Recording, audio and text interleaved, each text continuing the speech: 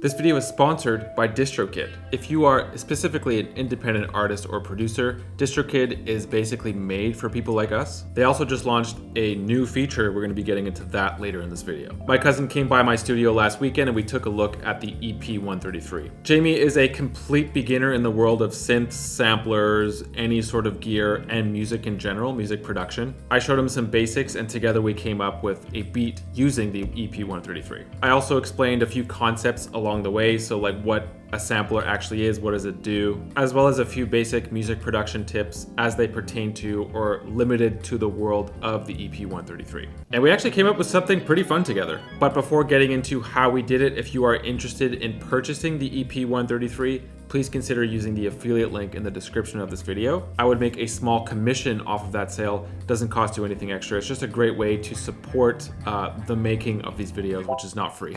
All right, we're ready. Let's get into it.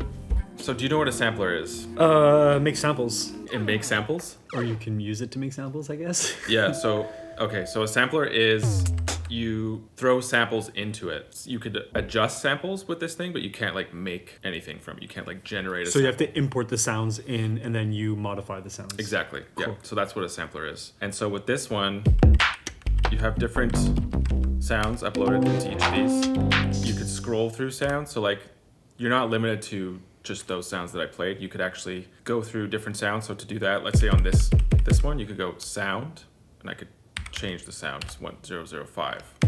That's a different kick, and I could just. So these are all different kicks. So let's just choose a kick. And I can. I like that one. 9. 9. Okay. 9.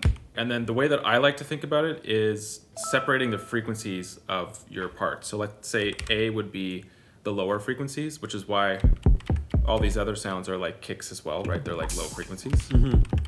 And then B is like your mid frequencies, snare, stuff like that. This would be your high frequencies, so hi-hats. And this is just the way that I've organized it. It's not necessarily. You can organize it in any different way, I guess. Like you can have all the different sounds on A if you wanted, I guess. Exactly. On different numbers. You could organize it any way that you want, yeah. Okay. Because you could like change these sounds, right? Okay. So that's just the way that I do it because I find it's the most efficient. The thing about samplers is that different units have different sample memory. So like something like, I don't have it out, but it's called the SP-404. So that has like gigs of memory for samples. Whereas something like this has 64 megabytes of sampling, so you're limited to like much smaller samples. You know what I mean? Because otherwise it takes up all the space if you use larger samples. And when you're referring to this as a sample, you're saying that the sample itself is the sound, or it's like that. That's the sample. That's the sample? Yeah. Okay. So, but because a sample could also be like a snippet of, for example, another song or something like that. That's a sample also, that's a sample too, yeah. Someone like Dr. Dre or something, when he like resamples some old track, that's a sample too, but you wouldn't really be able to do that with this because it would take up all of the memory so quickly. So you're kind of limited to shorter samples in this case. So what would somebody use this for? What application are you using this? By the way, it's like super sexy. I love how minimalistic it is. I wish I had this. I want. I know. So the company is called Teenage Engineering. Okay. And they have that sort of effect. Like this was released 2 weeks ago, and it was like an explosion. Nice. I haven't seen anything like this in terms of like the hype. So that's one thing, but after 2 weeks, it seems like it's already kind of fading because it's not as capable as a lot of people think it is. Okay. So that's the thing, and that's sort of the effect that Teenage Engineering has. I guess what you're saying is not necessarily that it would be a bad product. It's just that it's very niche, very specific. Very like specific. A certain, like you're saying, a certain small sound. You can't be buying this and saying, okay, I'm going to become Dr. Dre and use this one piece and put it. You're buying this for like, I want to do that one specific thing. Yeah. But I want to look cool. Yeah. I'm doing it. Yeah. And that's the thing is that it's more of like a toy. Okay, cool. Yeah. In my eyes, yeah. it's more. It looks like a toy. Exactly, and it's like you're not really going to be using this live as much, in my opinion. I'm sure some people are going to be using it live, but yeah, for me, it's more of just like create something really quick. It's good at a few certain things in my head, and that's about it. Cool. So we don't really need 3 kicks, right? Like that's a lot. So what we could do is change the pitch. So this is what a sampler does. you could like pitch stuff down, pitch it up. Obviously change the volume of the kick. Let's just pitch it as high as possible. So now it sounds a bit more like a tom, sort of. And this is your kick, this is your tom. And then this will tune maybe somewhere in the middle. So that'll be our 3. Okay, cool. Now what we could do, we have a metronome, so we could plug a pattern in. So let's say, I'll just do a 4 on the floor kick, and then we could audition something afterwards.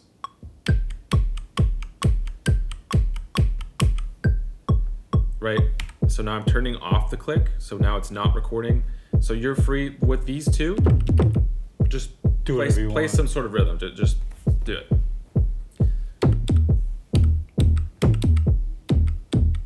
Okay, cool. So I'm gonna record that. 3, 4, 2, 3, 4.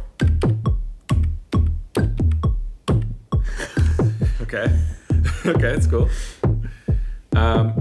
I should also point out that this is it's called quantize, which means that it's automatically in time on the grid. Yeah. So if your timing is a bit off, then it helps make you look good. But if you want to, you could actually it's called free play. So in which case it'll be not quantized. Cool. So let's go snare. I'm actually going to stop this, and we'll change this for a snare. Where could you find the list of all the numbers? Like, you knew it was at 300. How do you know that? I just know through using it, but there's also an app, like a sample. So somebody would go on an app to figure out where to. Okay, cool. So this is a clap. So this is our mid frequency kind of stuff. Yes. That one? Okay, cool. 12. 12, and then this one. Cool. So we got those 3. So let's again, we're gonna audition this, right? And this is also another thing I should point out is that this is it tells you how long the length of the pattern is, right? So 2, 3, 4, 2, 2, 3. So it's 2 bars. If I want to extend that, I just hit record length, and I could change that to, let's say, I think it goes up to 99, which is crazy. Okay. But we'll keep it 2 for now. We don't need to. So okay, so I'm gonna throw something in, and then you could throw something in afterwards. So let's say, let's do that. 2, 3, 4.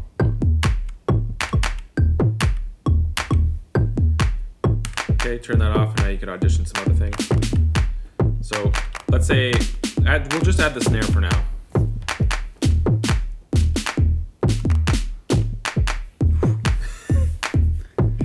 It's hard to focus it out into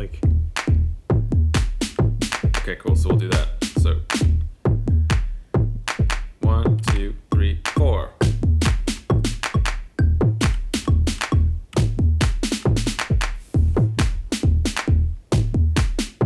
I mean, it's pretty cool.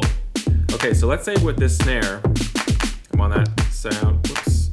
Yeah. So from here, I'm on this sound. Ooh, nice. Do you like lower or higher? What do you like? I like that higher. Yeah, like that.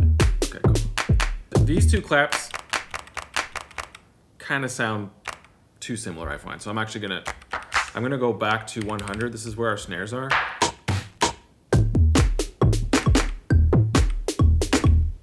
Okay, so there's a lot going on. There's definitely a lot. Lots going on. So what we could do here, so I'm gonna go to this one specifically. I'm gonna go Shift, Edit, and then I have a bunch of other parameters that I could work with here. So this is trim, so I could trim the length of this specific drum. It's a lot more subtle, right? So I'm choosing the starting point or the end point of that snare. Right, so it's there. It doesn't feel as intrusive, you know what I mean? It's a bit more in the background. Because otherwise there's just too much going on. Yeah. So then there's other parameters as well. So trim is the same thing as we just did. Send is where you could change the panning, which means that, let's say you're wearing headphones, it would pan to the left or the right. It's a good way to get it out of the way. If everything is just playing right down the middle, it sounds really busy.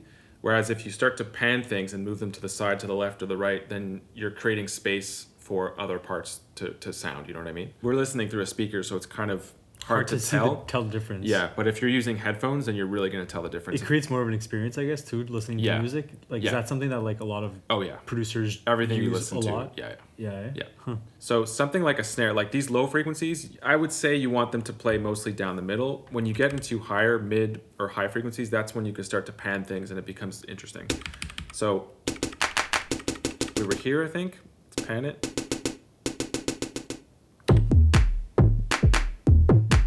Right, so now there's just a bit more space. So yeah, that's what panning is. Let's move on to the next thing. We'll go to hi-hats. 2 sets of hi-hats, let's say. So this is like a longer hi-hat if you want. Mm-hmm. This one's a bit more subtle. So we'll keep this one, go to sound again, and we'll change this one to maybe something. That's a good one. Let's do 260. All right, let's do 260. I don't want to influence you or anything. No. I'm just kidding. We're producing together, man. It's a collab. That's the obvious thing you could do. Right?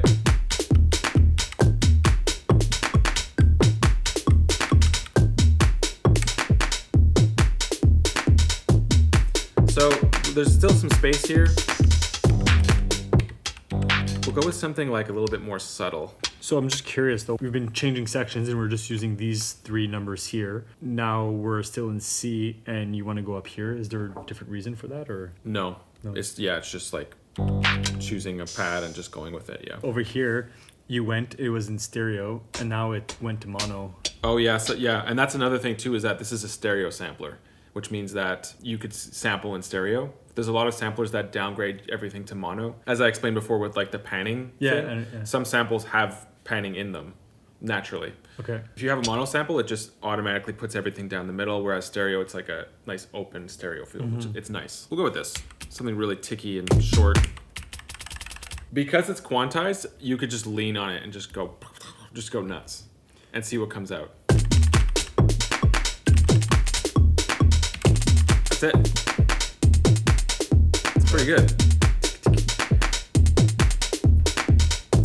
And if you wanted to, we're still in audition phase, like figuring stuff out. These are all different like layers within this drum groove. Okay. So let's say with B, I could go fader, level. So that the snares that we added on this layer, they're gone because I just brought them down to 0, right? Oh, okay, yeah. That's it. Like I was asking, like why we switched pads, but you're recording in different layers, so exactly you can come in and change if you're like, I'm not too sure about this, or if you want to choose a new layer and start messing around with it. Sometimes when you're like get creative and you're like messing around, you could like get lost deep in it, and then you're like, oh man, where was I? Now you can just like take that layer off, and then you're like, okay, that's where I originally was. Yeah. So cool. And that's a good thing to do, like just to have that perspective too. Yeah. To go back and forth. Cool. I like the hi-hat part you added. It's really good. In fact, here, let's go back to that. And I'm going to let you control some of this stuff. So this is like the volume. Okay. Then this is the pitch. So just play with this one here. I'm going to play it, and you can play with the pitch.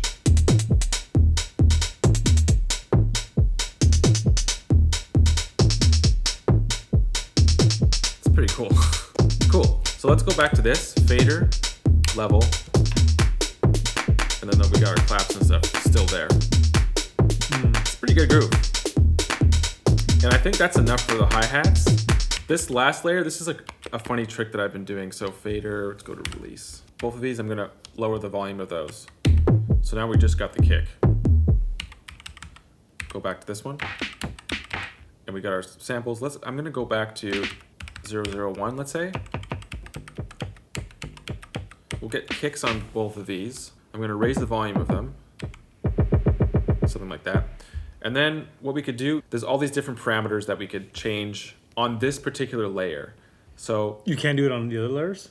You can only do it on D? It's on a per layer basis, so you could do it like individually, which is great. It's good to have that separation between each layer. This is the one I always go to for whatever reason. Let's go to release, right? So now we're on release. And what I could do is make those samples super short. That's a bug. That's another thing about this is that there's bugs in it. Really? Like that. Yeah, there's quite a few bugs. So the bug in this case is that when you bring the release down to 0, what you're doing is you're cutting the sample to like basically nothing. So you're hearing like the first millisecond of the sample, and so it's supposed to sound like tick, like very ticky, like that, not like that, like that. Okay. You know what I mean? Yeah. But because there's like some sort of bug in it, it's not doing it on every sample. I'm not sure why. Which it's kind of cool though. It's like kind of a cool effect. It's got like a video game kind of quality. I was gonna say it sounds like a film, like a movie or film. It's like a, you know, when the film like kind of like it burns a little bit. It's like a tape. Like crackly sort of feel. Yeah, I like that. So in this case, it's very much in the background, right? Yeah. You want to bring that up? But I kind of like that. Another thing we could do, again, we're not going to hear it through the speaker. Sound, we'll go into the editing thing, send, and for each of these samples, this one will go far left, let's say. This one will go far right. So those are the ticky sounds that I just did, right? So I'm panning them left and right. And so now it's like, it's there, but it's kind of not there. It's like, it's like a felt but heard sort of feeling. It's way in the background. I kind of like it like that though. So we got our groove, like, cool, this is great. The next thing we're gonna look into is master effects with the EP-133. Before that though, if you're watching this video, there's a pretty good chance that you are at least interested in officially releasing your own music. Well, that is where the best music distributor comes into play, DistroKid. Let's talk about it. In terms of what's new, they recently released a smartphone app, which makes checking your important DistroKid stats easy and accessible. The app is now available on Android through the Play Store. Essentially everything that you've been able to do on the DistroKid desktop app, you're now able to do through your smartphone. In fact, here's a list of key features that the app offers you. You might want to pause it now if you want to check them out. In today's day and age, we all know how many hats we have to wear as artists and producers. It can just be a lot, so write the music, produce the music. Then you've got to create content to promote it a few weeks before it's released. Then you've got to continue creating content after it's been released to promote it. It's a lot, and I'm not saying that DistroKid does all of this work for you, but they do make it a lot easier for us with the free promotional tools that they offer. The one I use most is Hyperfollow. It's essentially a free landing page or link tree. It's super clean. You could link maybe your latest video, your latest single, other important links you'd like to lead people to. I also use promo cards whenever I release a single. Just select the single that you would like to promote and it'll auto-generate a few different options for you to choose from. Go with DistroKid. It's just over $20 a year to release unlimited music to all major streaming platforms. You keep 100% of your streaming royalties. So many other tools that they offer for someone who's independent. They're made for us. And there is a discount linked in the description of this video if you would like to join. Anyways, back to the video. So with the kick, let's say effects. I always like to go with distortion. So this is like an effects thing here. I'm on the effects setting or parameter here, and then on this button I could choose the effects that I want. So distortion is my favorite for sure. And what you could do is you could mix it onto every track. So again, I'm gonna drop the volume of all this. So we just have the kick again, and then distortion, fader. So just push that fader up and see what happens.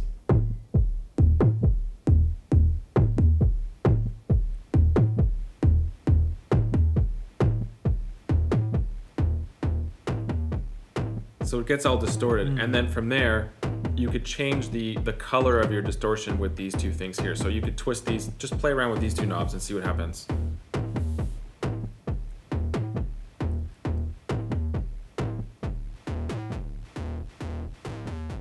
That's an intense distortion. Cool, so we'll stay with that. So then,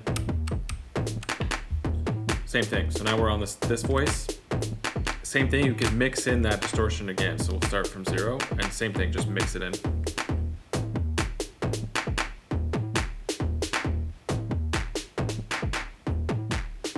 Just full blast. Same thing here. Mix that in. Same thing, just mix it up.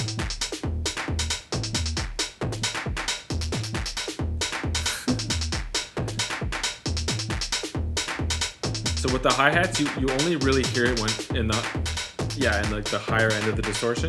See what I mean? Yeah. Okay, so the next thing we'll look at is low pass filter. So what does this do? What does this sound like to you? Like I'm in the bathroom.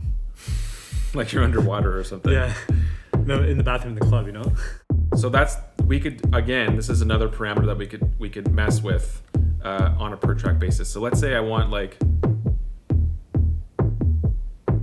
kick to be like low, like super low.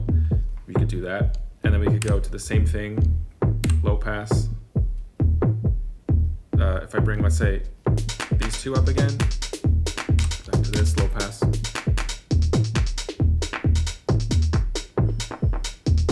Sort of hear what that's doing? Mm-hmm. So that's just the snares. So I'm gonna let you mess with that. Where do you want it? Like, just really focus on the snares and what that's doing to that.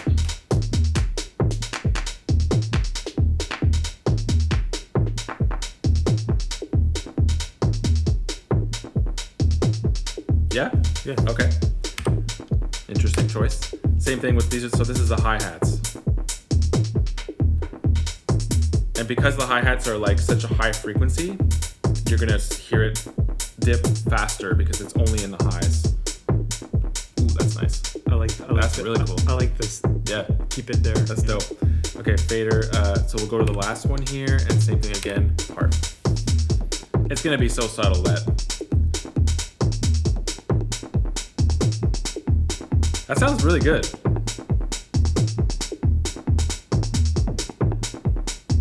Yeah. Okay, and then another thing we could do here, if we want to like completely change the quality of like one of these layers, fader, pitch.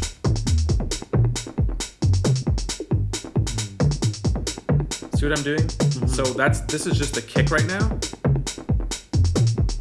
And I'm super low kick, so I'm changing the pitch of this layer here, the kick. So I definitely like it lower though. Okay.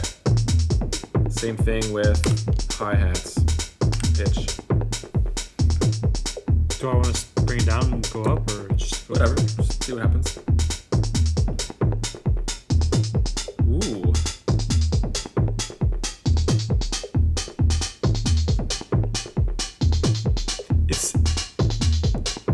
Because it's one sample. It's super lo-fi. Because it's super lo-fi, but like I feel like it would be a good progression in a track to like you're here and then like the track goes on and like you're going lower. Yeah. Okay, cool. So we'll stay there. I think that's pretty good. That's it. That's a wrap.